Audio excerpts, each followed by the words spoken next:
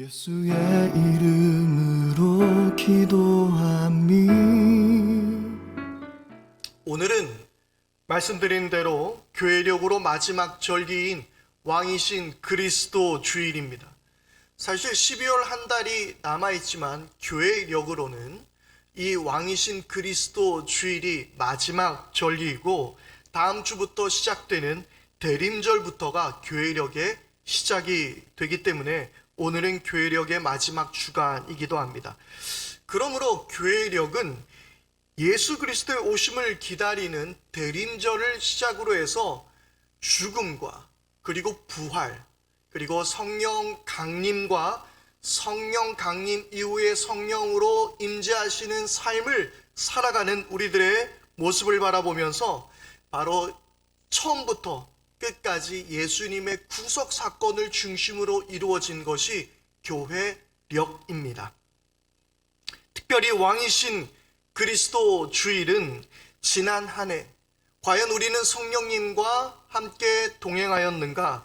성령님이 우리의 삶을 주관하여 주셔서 예수님을 내 삶의 진정한 왕으로 모시고 살았는가? 바로 그것을 질문하며 한 해를 돌아보는 시기가 오늘 우리가 함께하는 왕이신 그리스도 주일입니다.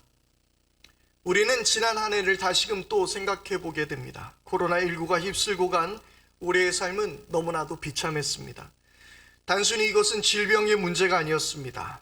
순식간에 경제는 멈춰버렸습니다. 수많은 가게와 영업장들은 문을 닫고 아이들은 학교를 못 가게 되었고 교회의 문도 닫아야 했습니다. 지금은 고인이 되신 우리 교회의 나무식 장로님이 저에게 하셨던 말씀이 아직도 생생하게 기억이 납니다. 목사님, 어떻게 90평생 이런 일이 있을 수 있었겠습니까? 라는 말씀이었습니다. 그분은 일제강점기도 살아오셨습니다. 전쟁도 치르셨습니다. 나라의 온갖 일을 겪고 오셨지만 그런데 90평생에 이처럼 큰 충격은 없었다라는 말씀이었습니다. 교회의 문을 닫게 되었습니다. 예배를 온라인으로 전환하게 됐던 것은 아마 장로님의 생각에 상상도 할 수 없었던 일인 것 같습니다. 90여 년을 사신 분에게도 감당하고 받아들이기 어려웠던 지금 이 사태는 우리 모두에게 이러한 질문을 던지게 됩니다. 과연 하나님은 살아계셔서 이 땅을 다스리시고 계시는가 하는 것입니다. 세상을 창조하신 우리 하나님을 우리가 믿는다고 고백했는데, 그런데 하나님은 세상은커녕 교회도 지켜주시지 못하는 것처럼 보였습니다. 자칭 치유 전문 교회라고 불리는 교회들에게 집단 확진이 나오기도 했습니다. 결국엔 몇몇 극우 기독교인의 잘못이기는 했지만 교회를 중심으로 하여 코로나19는 순식간에 확산되었습니다. 너무나도 가슴 아픈 것은 물론 이단 종교이기는 하지만 신천지의 사태로부터 시작한, 그리고 광화문 광복절 집회에 이르기까지 모두 기독교와 연관되어 있다는 것이죠. 우리는 억울합니다. 우리와는 다르다라고 말하고 싶습니다. 그렇지만 세상 사람들 보기에 신천지와 그리고 극우 기독교와 우리 교회 모습의 차이점을 세상 사람들은 크게 느끼지 못하고 있습니다. 우리도 사이비 불교에 대해서 그리고 불교의 교파에 있어서 잘 모르고 관심이 없는 것처럼 말입니다. 하나님께서 정말 살아계십니까? 하나님은 정말 우리를 구원하시는 것입니까? 하나님은 정말 이 땅을 다스리시고 계시는 것입니까? 우리는 수많은 질문을 던져보게 됩니다.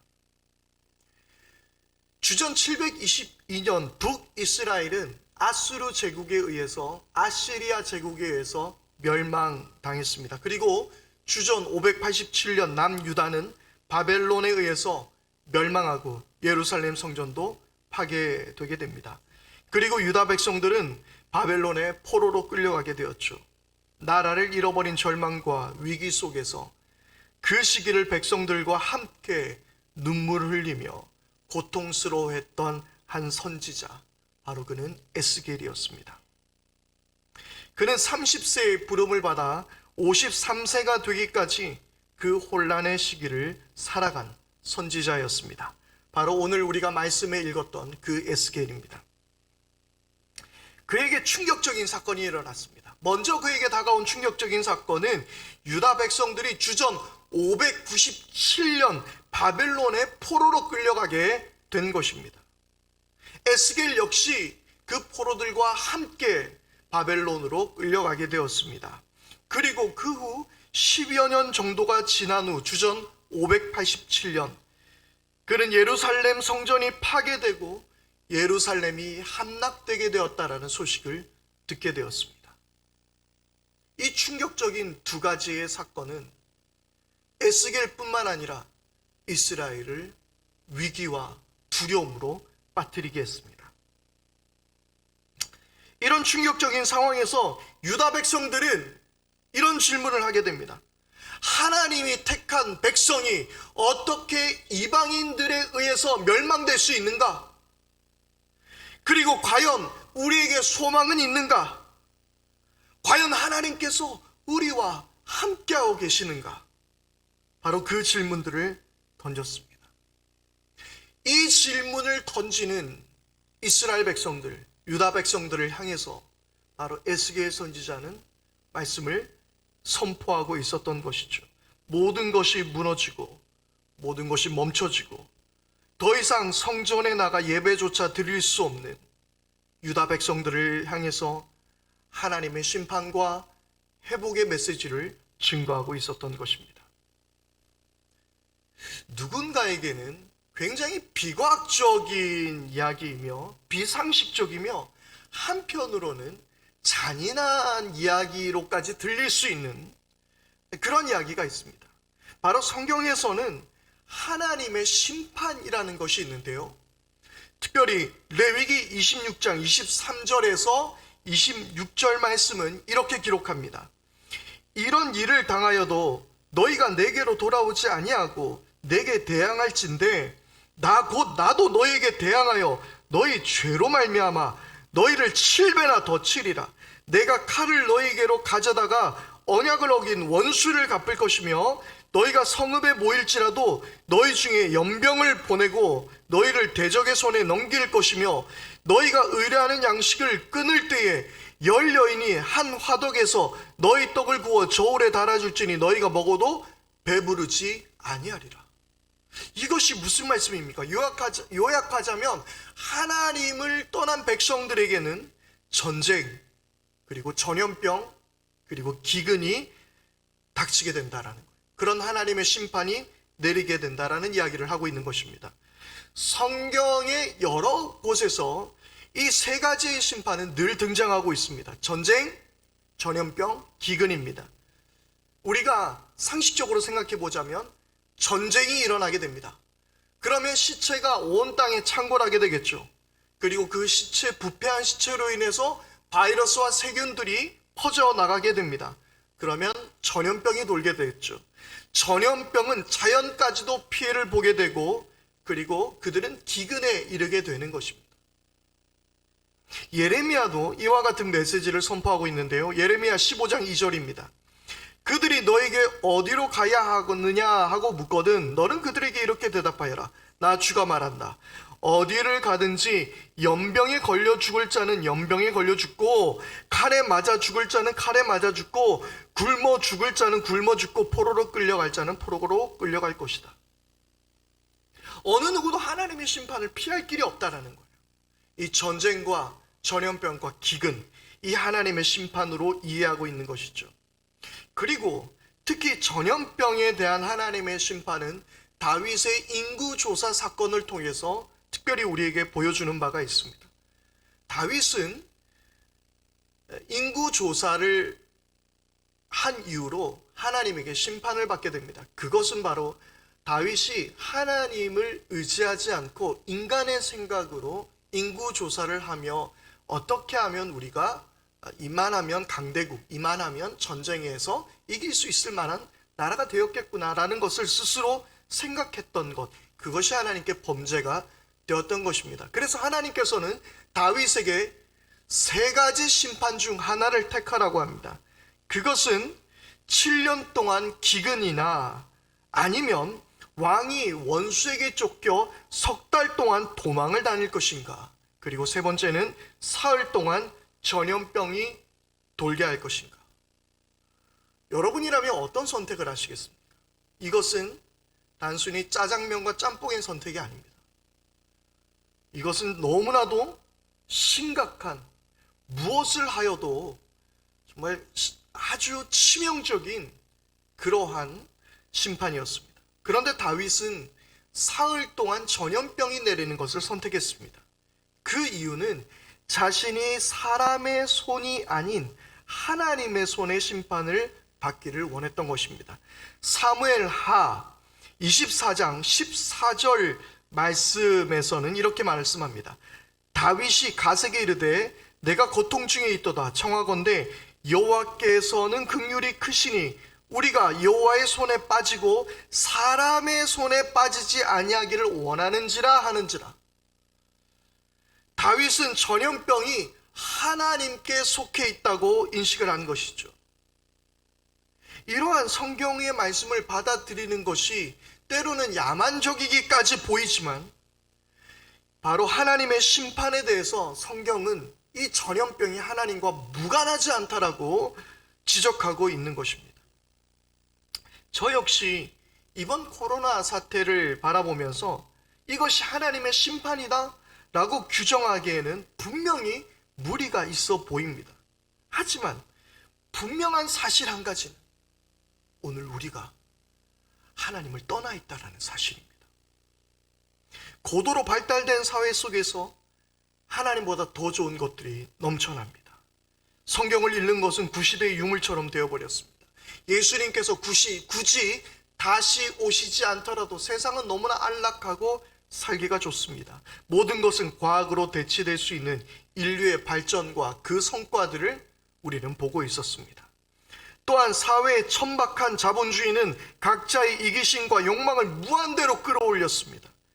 지난 스카이캐슬이라는 드라마를 통해서도 보았겠지만, 많은 사람들이 피라미드의 끝점에 오르기 위해서 서로 밟고 올라서려는 그런 세상을 우리는 보게 되었습니다. 사회에 팽배해 있던 혐오와 차별은 지난 미국의 플로이드의 사건을 통해서 우리에게 아직도 이 야만적 사회를 여실히 보여주고 있었습니다.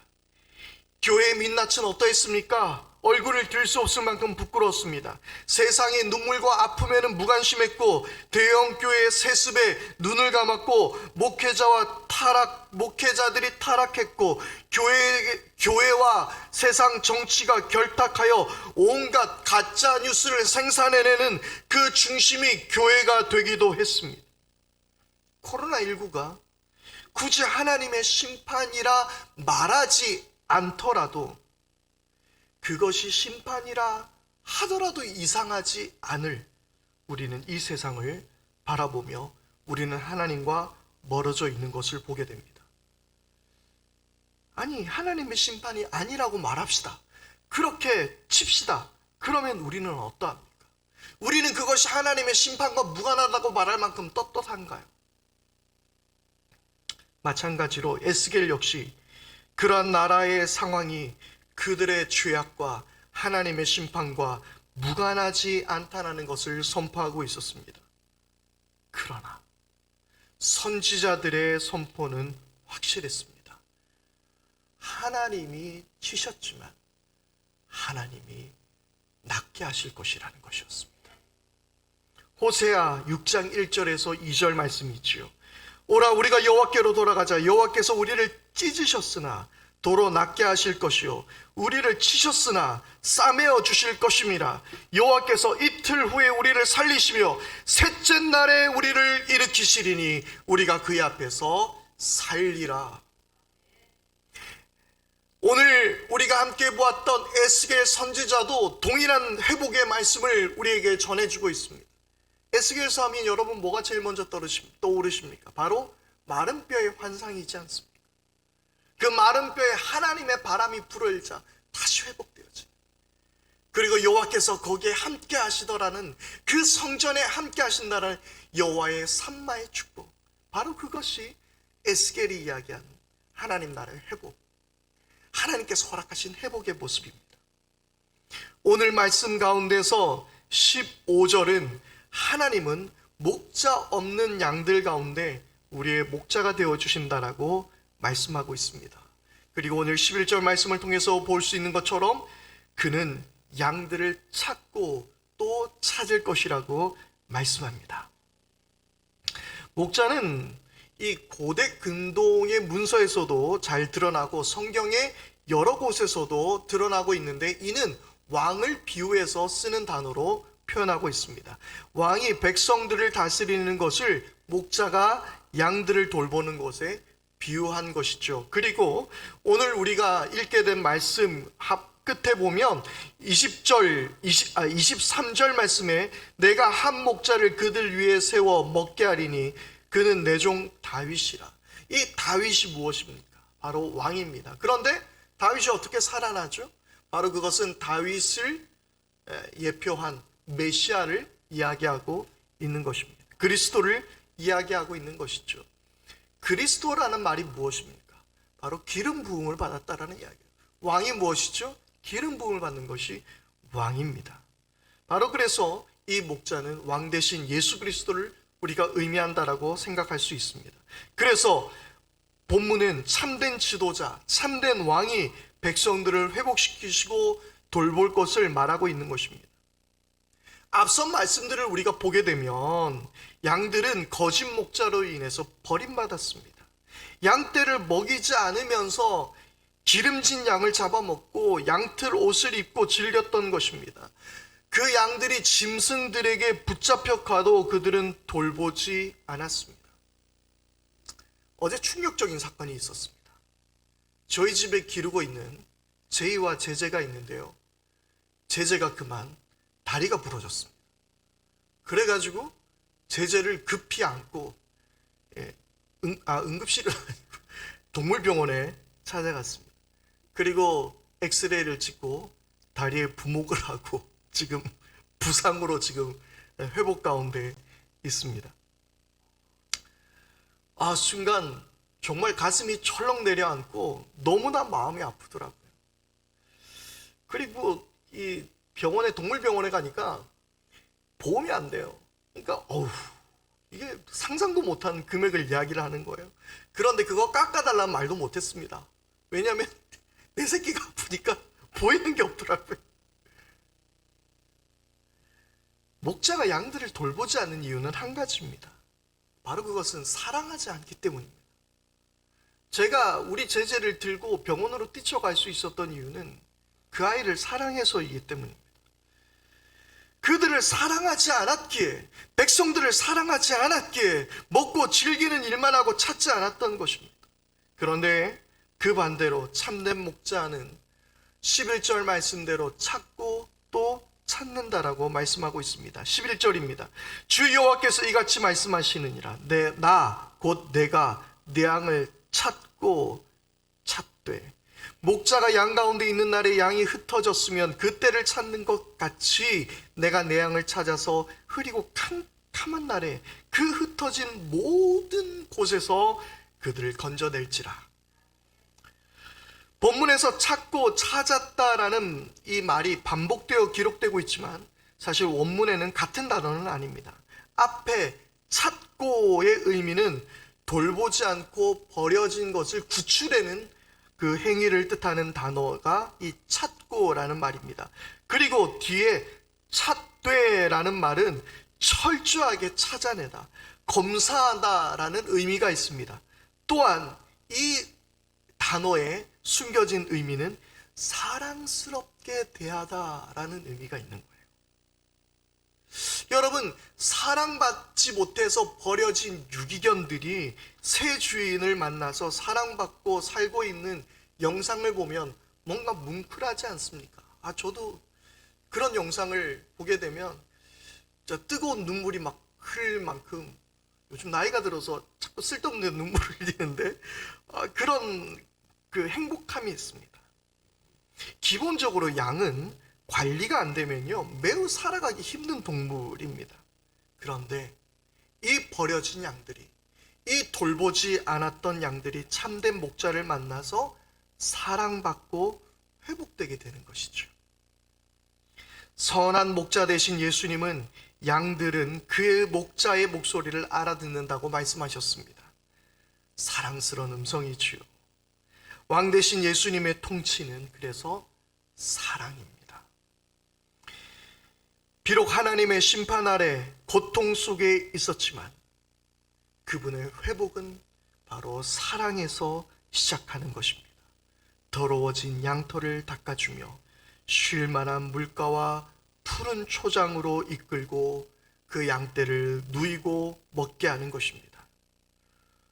여러분, 지금의 상황을 하나님의 심판이라 말한다 하더라도 그것이 우리를 불만과 불평으로 무너지게 할 수 없는 것은 왕 대신 예수 그리스도의 희생과 사랑의 회복이 우리 가운데 분명히 있는 것을 믿기 때문입니다. 오늘 본문의 말씀 13절 14절 말씀을 함께 읽겠습니다. 내가 그것들을 만민 가운데서 끌어내며 여러 백성 가운데서 모아 그 본토로 데리고 가서 이스라엘 산 위에와 시냇가와 그 땅 모든 거주지에서 먹이되 좋은 꼴을 먹이고 그 우리를 이스라엘 높은 산에 두리니 그것들이 그곳에 있는 좋은 우리에 누워 있으며 이스라엘 산에서 살찐 꼴을 먹으리라. 아멘. 하나님의 회복은 우리를 쉴 만한 물과 푸른 초장으로 인도해 주실 것입니다. 사랑의 왕이 우리를 회복시켜 주실 것을 우리는 믿습니다. 그러기에 우리는 소망을 놓지 않는 것입니다. 사랑하는 양떼를 결코 하나님은, 왕 대신 우리 주님은 포기하지 않을 것이기 때문입니다. 그러면 그 사랑의 통치를 받는 우리는 어떠해야 합니까? 일전에도 한번 소개해드린 톰 라이트의 책 하나님과 팬데믹이라는 책에서 로드니 스타크의 책 기독교의 발흥을 소개하면서 톰 라이트는 이렇게 인용하고 있습니다.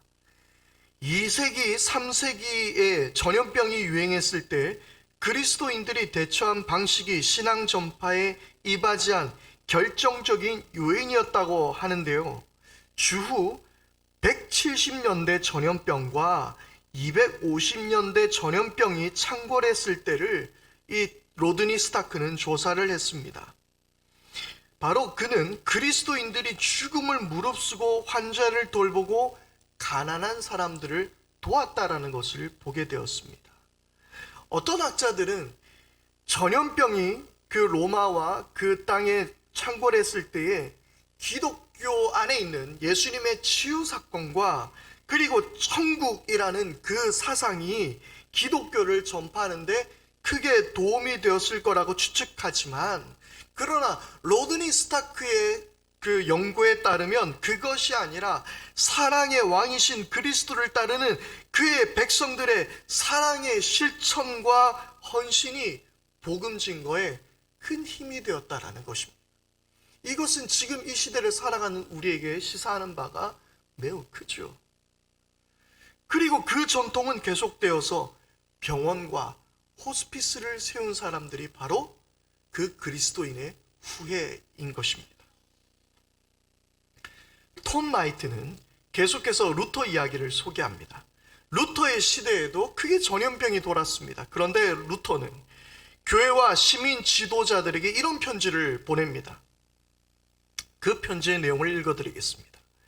하나님이 허락하셔서 원수가 독과 치명적인 똥을 보냈으니 나는 하나님께 자비를 베푸셔서 우리를 보호해달라고 기도할 것이다. 그 다음에는 소독하여 공기를 정화하고 약을 먹고 나를 보호하고 내 부주의로 나를 통해 다른 사람들이 감염되어 목숨을 잃는 일이 없도록 꼭 가야 할 곳이 아닌 장소와 사람들을 피할 것이다. 하나님이 나를 데려가시기 원한다면 얼마든지 나를 찾으실 수 있을 것이다.